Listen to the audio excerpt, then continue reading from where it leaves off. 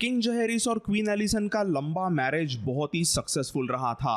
अपने ऑलमोस्ट 60 साल के मैरिज में उन दोनों ने एक दूसरे से बेहद प्यार किया और उनके बीच में ऐसे कभी भी ज्यादा बड़े प्रॉब्लम्स कभी भी नहीं आए। बट जैसे जैसे वो थोड़े से बूढ़े हुए तभी उनके बीच में थोड़ी सी क्यों ना हो दरारें पड़ने लगी थी।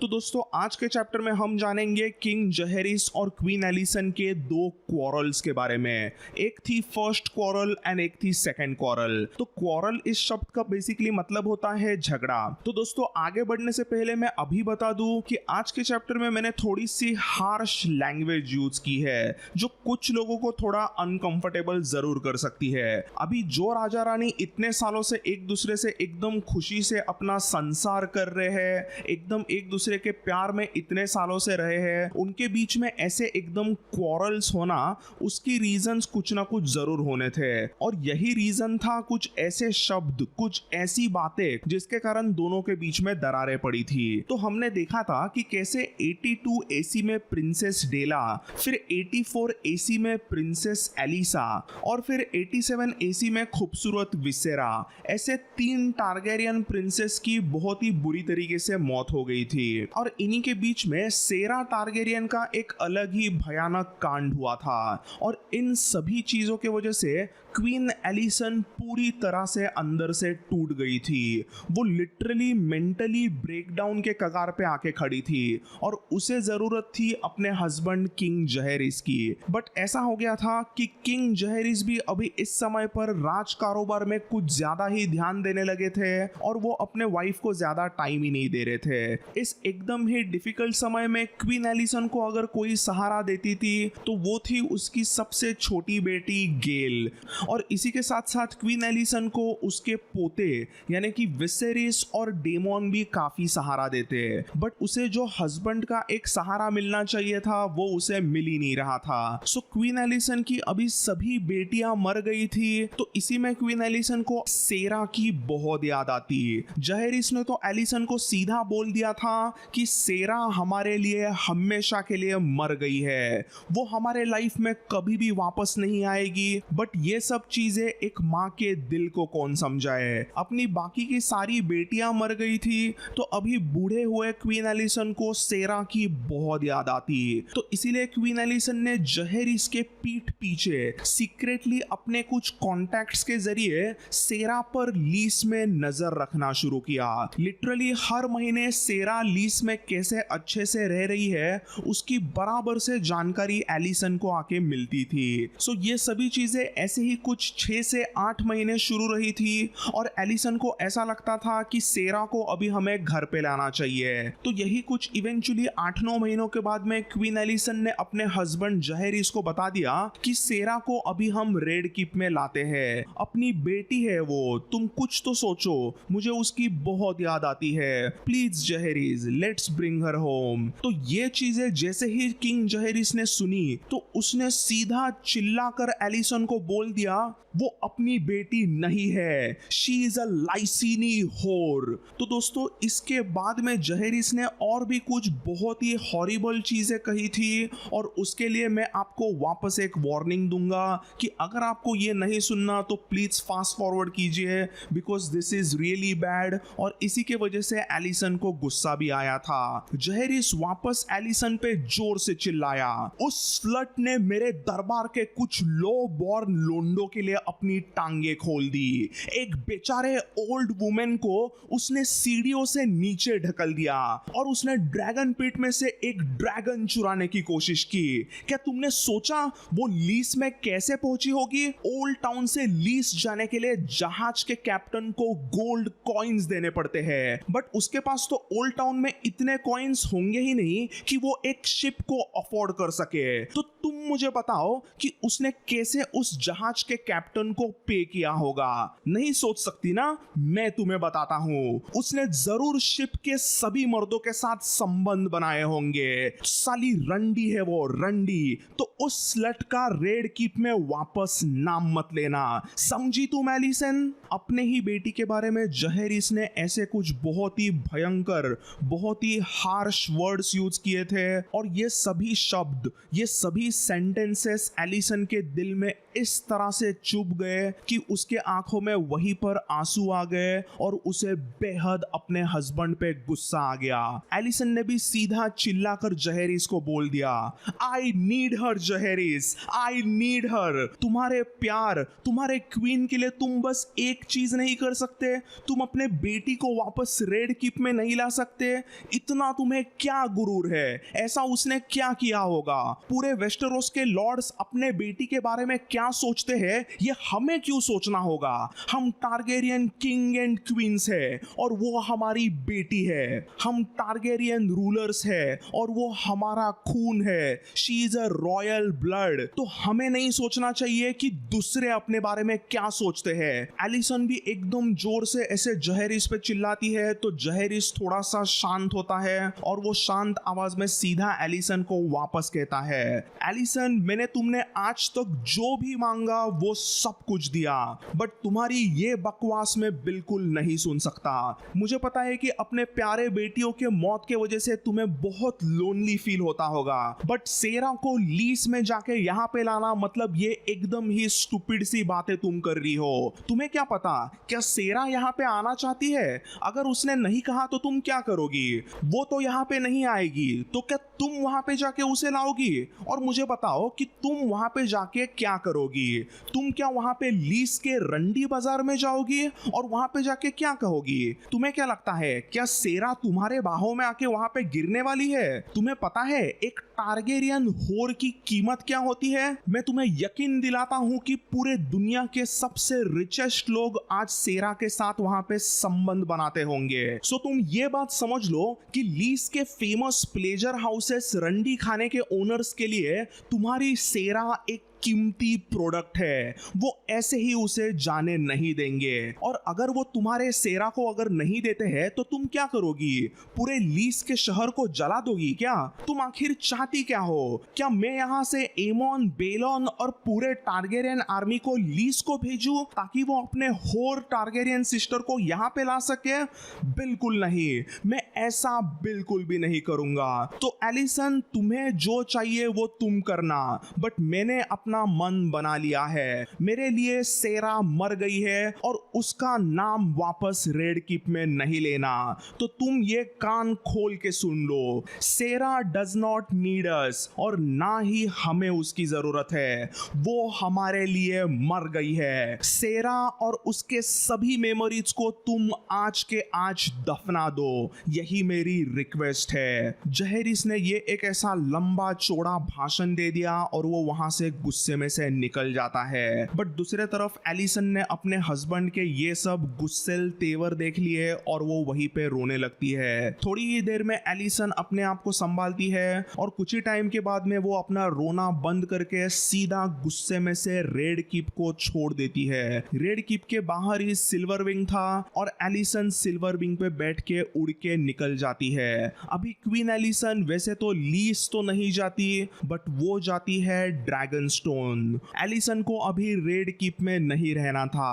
वो अपने हस्बैंड से बहुत खफा हो गई थी और रेड कीप में उसे अपने बेटियों की हर दिन याद सताती रहती थी। इसीलिए अभी थोड़ी सी बूढ़ी हुई क्वीन एलिसन सीधा ड्रैगन स्टोन जाती है ताकि वो अपने डेड डॉटर्स का थोड़ा सा मातम मना सके। वो जहेरिस को अपनी शक्ल भी दिखाना नहीं चाहती थी। तो इस तरह से दोस्तों पूरी जिंदगी जहेरिस और एलिसन की एक अच्छी लव स्टोरी हुई थी, बट ऑलमोस्ट बुढ़ापे में उनके बीच में ये एक बहुत ही बड़ा झगड़ा होता है। एंड फ्रेंड्स, यही झगड़ा, यही क्वारल वेस्टेरोस के इतिहास में इवेंचुअली जाना गया फर्स्ट क्वारल के नाम से।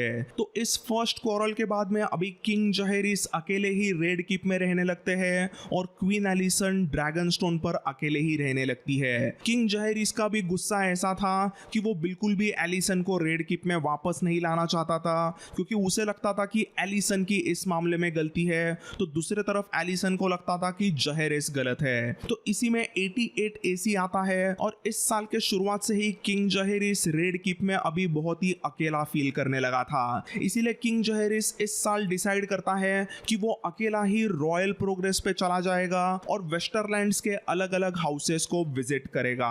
सो एक एक करके जहेरिस सब जगह पे विजिट करने लगता है और धीरे धीरे सबको थोड़ा सा अंदाजा आने लगता है कि जहेरिस इस रॉयल प्रोग्रेस में अकेला आया है और उसकी क्वीन एलिसन उसके साथ नहीं है। कुछ ही दिनों में ये सबको धीरे धीरे गॉसिप पता चलने लगता है कि क्वीन एलिसन और किंग जहेरिस में कुछ तो झगड़ा हुआ है। और जैसे ही ये चीजें सबको पता चलने लगती है तो कई सारी लड़कियां प्लान बना लेती है कि वो अभी बूढ़े जहेरिस को सीड्यूस करेगी और सीधा वेस्टेरोस की महारानी बनेंगे। तो वेस्टरलैंड्स की कई सारी लड़कियां ये सब ख्वाब देखने लगती है और जहेरिस जहां पर भी जाता वहां पर सभी अलग अलग लड़कियां और औरतें सीधा जहेरिस को सीड्यूस करने लगते हैं ताकि जहेरिस उनमें इंटरेस्ट ले और वो अपने क्वीन को छोड़कर उनसे शादी कर दे।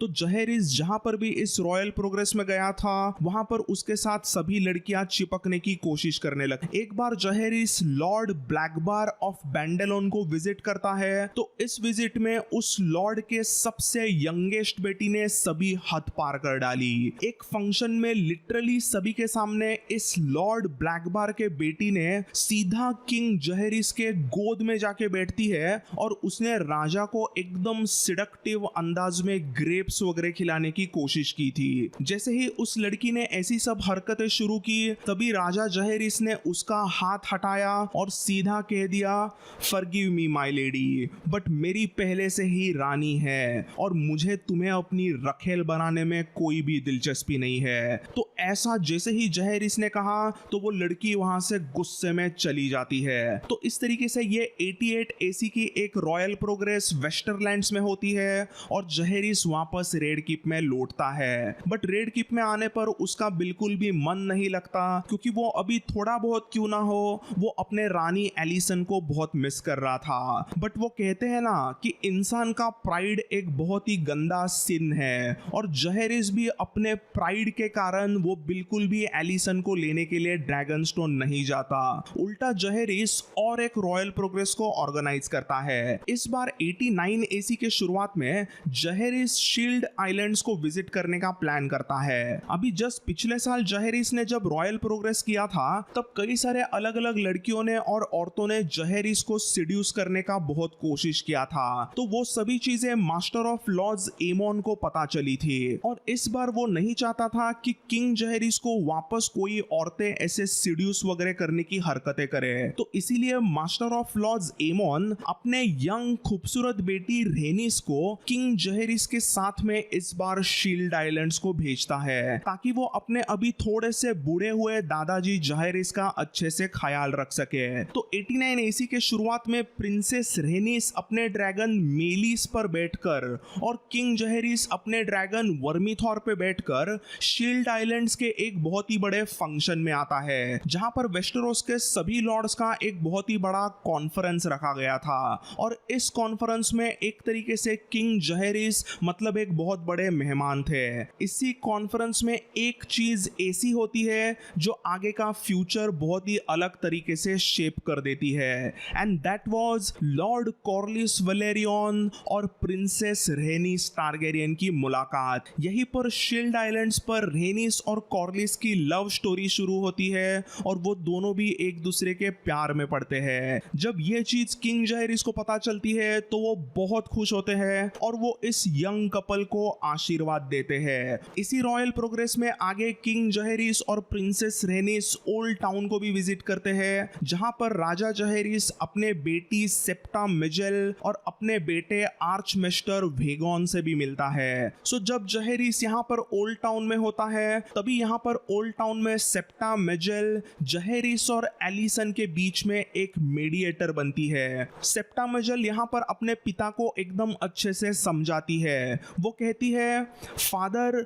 Your fight with mother is absolutely foolish. आपको समझना होगा कि माँ को आपकी जरूरत है और मुझे पूरा यकीन है कि आप भी उसे बहुत याद करते हो। इस उम्र में आप दोनों ऐसा प्राइड दिखाकर ऐसे झगड़े क्यों कर रहे हो? अभी आप ही ने डिसाइड किया है कि अगले साल प्रिंसेस रेनिस और लॉर्ड कॉर्लिस की शादी की जाएगी और मुझे पूरा यकीन है कि ये शादी वेस्टेरोस के इतिहास की वन ऑफ द बिगेस्ट शादी होगी। और फादर, मैं चाहती हूँ कि इस शादी में आप और मदर दोनों एक साथ अच्छे से खुशी में आए। इस बड़े शादी में हमारा पूरा टारगेरियन परिवार एक साथ होना चाहिए और पूरे रेल्म को पता होना चाहिए कि आज भी टारगेरियंस एकदम एक दूसरे के साथ है। अगर राजा रानी के बीच में ही ऐसे झगड़े होते हैं तो ये चीज बाकी सभी लॉर्ड्स के लिए अच्छी नहीं होगी। तो father, please consider this, please bring mother home to Red Keep. Father, आपको सभी वेस्टेरोस में द कंसिलिएटर करके कहते हैं क्योंकि आपने आज तक कई सारे लॉर्ड्स के बीच में कंसिलिएशन किया, आपने सभी के बीच में समझौता करवाया। तो अभी वक्त आ गया है कि आप खुद अपने आप के लिए एक समझौता करो। प्लीज प्लीज फादर, माँ को रेड कीप में वापस लाओ। किंग जहेरिस ने अपने लाडले बेटी सेप्टा मेजेल की ये सब बातें सुनी और उसके आंखों में थोड़े से आंसू आ जाते हैं। वो अपने बेटी को हक करता है और वो वहां से सीधा निकल जाता है ड्रैगन स्टोन को। अभी जहेरिस ड्रैगन स्टोन पर जाकर एलिसन से क्या कहता है, उनके बीच में ड्रैगन स्टोन पर एग्जैक्टली क्या होता है, ये चीज फायर एंड ब्लड के बुक में भी मेंशन नहीं है। बस इतना ही पता है कि वेस्टेरोस के इतिहास का ये लेजेंडरी कपल वापस एक साथ रेड कीप में वापस लौट कर आता है। सो इवेंचुअली 90 एसी में सिर्फ 16 साल के प्रिंसेस रेनिस टारगेरियन ने 37-year-old कॉर्लिस वेलेरियन से शादी कर दी थी। ऐसा कहना गलत नहीं होगा कि जहेरिस और एलिसन ने जिंदगी में आखिरी बार अच्छे से टारगेरियन परिवार को एक साथ हंसते हुए देखा, क्योंकि इसके बाद में अगले कुछ ही सालों में कुछ ऐसा होने वाला था जो कि जहेरिस और एलिसन को बहुत ही ज्यादा दर्द देने वाला था। इस शादी के सिर्फ 2 सालों के बाद में 92 एसी में जहेरिस और एलिसन के सबसे बड़े बेटे, एयर टू द थ्रोन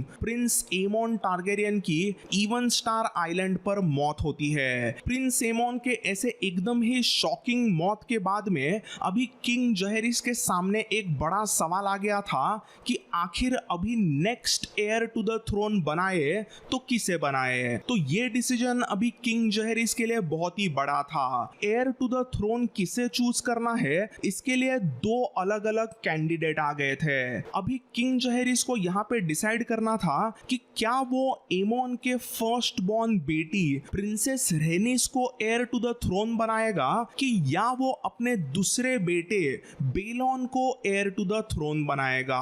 तो इस तरीके से इन दोनों के बीच में किसी एक को जहेरिस को सिलेक्ट करना था। तो ऐसे ही कुछ दिन बीत जाते हैं और इवेंचुअली वो दिन आता है जिस दिन किंग जहेरिस अपना डिसीजन देने वाले थे। इस दिन रेड कीप का दरबार एकदम खचाखच भरा हुआ था क्योंकि ये एक वेस्टेरोस के इतिहास का बहुत ही इंपॉर्टेंट दिन था। तो अभी ये डिसीजन जानने के पहले हम समझते हैं कि किंग जहेरिस ने क्या किया होगा। ऑब्वियसली हमेशा के तरह कोई भी बड़ा डिसीजन लेने के पहले राजा जहेरिस ने अपने पुराने दोस्त सेप्टन बार्थ की मदद ली। उनके बीच में कुछ मीटिंग्स होती है और यहाँ पर सेप्टन बार्थ ने सीधा कह दिया कि वेस्टेरोस के आयरन थ्रोन पे बैठने का अधिकार एगोन, विसेन्या और रेनिस इन तीनों का इक्वली था, क्योंकि उन तीनों ने एक साथ मिलकर एकदम अच्छे से वेस्टेरोस को कॉन्कर किया था। बट आयरन थ्रोन पे कौन बैठा?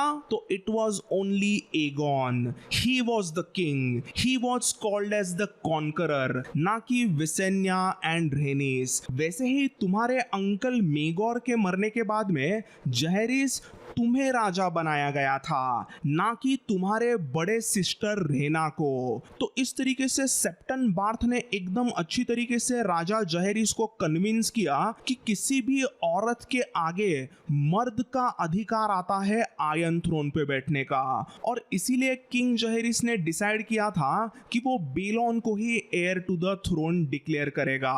यहाँ पर ये जो किंग जहरिस ने मीटिंग की थी, इस मीटिंग में सेप्टन बार्थ के साथ साथ ही इवन ग्रैंड मास्टर एलिसार भी थे और उन्होंने भी सीधा सेप्टन बार्थ के हाँ में हाँ मिलाई। एलिसार ने तो सीधा जहरिस को बता दिया कि प्रिंसेस रेनिस और कॉर्लिस वैलेरियन की जो भी बच्चे होंगे वो एक प्योर टारगेरियन ब्लड नहीं होगा, तो इसीलिए उन्हें हम कंसीडर नहीं कर सकते। बट दूसरे तरफ अगर तुम बेलोन को देखते हो तो बेलोन के दो एकदम प्योर ब्लडेड दो टारगेरियन सन्स है, विसेरिस एंड डेमोन। तो वहां पर लाइन ऑफ सक्सेशन एकदम ही अच्छी तरीके से सिक्योर रहेगी और इसीलिए तुम्हें बेलोन को ही हेयर टू द थ्रोन बनाना चाहिए। तो ये सभी चीजें किंग जहरिस ने कंसीडर की और उसने इस बहुत ही बड़े मीटिंग में एक बहुत ही बड़े रेड किप के दरबार में सभी के सामने डिक्लेयर कर दिया कि Baelon the brave prince of Dragonstone heir to the throne है। मेरे मरने के बाद में आगे बेलोन ही आयरन थ्रोन पे बैठेगा। ये चीज जहरिस ने दरबार में डिक्लेयर की और एक बहुत ही बड़ा प्रॉब्लम हो गया। इस समय दरबार में जोसलिन बराथियन भी कई सालों के बाद में आ गई थी। जोसलिन को उम्मीद थी कि उसके बेटी रेनिस वैलेरियन को future heir to the throne बनाया जाएगा, बट उसे वो नहीं बनाया जाता है और जोसलिन बराथियन गुस्से में सभी के सामने दरबार छोड़ के चली गई और उसके पीछे पीछे सभी बराथियन लॉर्ड्स और उनके बैनरमैन सीधा गुस्से में दरबार छोड़ के चले जाते हैं। जैसे ही जोसलिन वहां से दरबार छोड़ के निकल जाती है तो उसके पीठ पीछे प्रिंसेस रेनिस भी दरबार छोड़ के निकल ही रही थी, बट दरवाजे से बाहर निकलने के पहले वो लौट के आती है और वो सीधा राजा जहरिस के आंखों में आंखें डालकर आयरन थ्रोन के तरफ देखकर जोर से कहती है कि उसके पेट में अभी कॉर्लिस का बच्चा है। तो दादाजी, आपने मेरा अधिकार तो जरूर छीन लिया है, बट मेरे बच्चों का अधिकार भी आपने छीन लिया। मेरे पिता prince Aemon heir to the throne थे और मैं उनकी फर्स्ट बॉर्न बेटी हूँ, तो आयरन थ्रोन पे बैठना ये मेरा और मेरे होने वाले बच्चों का अधिकार है। बट दादाजी, आज आपने वो अधिकार मेरे हाथों से छीन लिया और इसके लिए मैं कभी आपको माफ नहीं करूंगी। वहां पर खचाखच भरे हुए दरबार में सभी के सामने सीधा प्रिंसेस रेनिस ने साक्षात किंग जहरिस को ऐसा सुना दिया और थोड़ा सा वहां पर टेंशन भरा एनवायरनमेंट हो गया। ये सब जब चल रहा था तब दूसरे तरफ कॉर्लिस वैलेरियन और डैशिंग यंग डेमोन तो एक दूसरे के आंखों में आंखें डाल के कुछ गुस्से में उनका अलग ही आंख मिचोली शुरू था। दूसरे तरफ बेलोन भी एकदम ही शॉक्ड था कि ऐसी सब हरकतें हो रही है। तो ये सभी कुछ अजीब सी डेंजरस चीजें दरबार में होती है और इस टेंशन भरे एनवायरनमेंट में से धीरे धीरे करके सभी दरबार से निकल जाते हैं। इवेंचुअली एकदम आखिर में अगर कोई गुस्सा होता है तो वो थी क्वीन एलिसन। क्वीन एलिसन अपने हस्बैंड किंग जहरिस को एकदम गुस्से में सीधा कह देती है, Jaehaerys, a ruler needs a good head and a true heart. A cock is not essential. Iron Throne पे बैठने वाले किसी भी इंसान का दिलो दिमाग एकदम अच्छा होना चाहिए। वो दिमाग से अच्छा होना चाहिए और वो दिल से सच्चा होना चाहिए। उसका मर्द होना एसेंशियल नहीं है। ऐसा एकदम फेमसली क्वीन एलिसन ने जहरिस को वहां पे सुनाया। सो ये डिसीजन का दिन ऐसे ही बीत जाता है और अगले ही दिन जब जहरिस एलिसन को मिलने जाता है तो एलिसन अपने कमरे में नहीं होती है। क्वीन एलिसन वापस रेड कीप को छोड़कर सीधा ड्रैगन स्टोन पर जाती है क्योंकि उसके पोती प्रिंसेस रेनिस का हेयर टू द थ्रोन बनने का अधिकार छीना गया था। एलिसन को बहुत ही ज्यादा गुस्सा आया था कि उसके पोती प्रिंसेस रेनिस का अधिकार छीना गया क्योंकि वो सिर्फ एक औरत है। तो इस तरीके से ये एक वापस उनके बीच में दूसरा बड़ा झगड़ा हो गया था क्योंकि प्रिंसेस रेनिस को हेयर टू द थ्रोन नहीं बनाया गया। और इसी झगड़े को सभी आगे कहने लगे second quarrel between king Jaehaerys and queen Alysanne. तो ये सेकंड क्वारल यही कुछ वापस 2 सालों तक चला था। 92 एसी से लेके 94 एसी तक क्वीन एलिसन ड्रैगनस्टोन पे अकेली रही थी। तो इस तरीके से बूढ़े राजा रानी एक दूसरे से 2 साल से जुदा रहे थे। बट अगेन वापस 94 एसी में एकदम मैच्योर और एकदम अच्छे सेप्टा मजल ने ड्रैगनस्टोन पर जाके अपने माँ को मना लिया कि राजा जहेरिस को अपने रानी एलिसन की बहुत जरूरत है, तो प्लीज मदर वापस आप रेड कीप में आइए और एक साथ अपने जिंदगी के कुछ आखिरी पल एक साथ बिताए। इस बार क्वीन एलिसन को समझता है कि उसे अपने प्यार के पास अभी वापस लौटना चाहिए, इसीलिए क्वीन एलिसन 94 एसी के बीच में रेड कीप में वापस लौट के आती है। तो लॉर्ड्स एंड लेडीज, इस तरीके से किंग जहेरिस और क्वीन एलिसन के बीच में एकदम बुढ़ापे में 2 बड़े झगड़े हुए थे, जिन्हें हम फर्स्ट क्वारल और सेकंड क्वारल के नाम से याद करते हैं। तो दोस्तों, आज के वीडियो में बस इतना ही। किंग जहेरिस और क्वीन एलिसन की कहानियां बस अभी खत्म ही होने आई है और अभी हम बस यही कुछ 1-2 चैप्टर्स के बाद में एंटर करने वाले हैं हाउस ऑफ द ड्रैगन यानी कि डांस ऑफ द ड्रैगन के कहानियों में। तो वो सभी कहानियां एकदम अच्छी तरीके से इन डेप्थ में शेयर करने ही वाला हूं और उन सभी स्टोरीज के लिए इस चैनल को आप सब्सक्राइब जरूर कीजिए और नोटिफिकेशन बेल पर भी जरूर क्लिक करना, क्योंकि मैं अभी कंटिन्यूअसली चैप्टर्स अपलोड करते ही रहूंगा and I don't want you guys to miss any of my chapters. तो दोस्तों, thanks for watching this video. अब मिलते हैं अगले वीडियो में। Until then, ciao।